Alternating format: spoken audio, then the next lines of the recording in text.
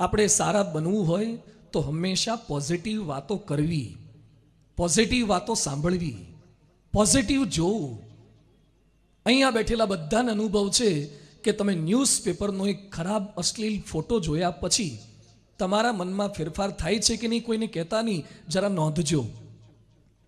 Road પર લગાવેલું નગ્ન hoardings જોયા પછી કે યુટ્યુબ પર કે વેબસાઇટ ઉપર ખરાબ વેબસાઇટ પર ઓનલાઈન થયા પછી તમને હેરાન નથી કરતી?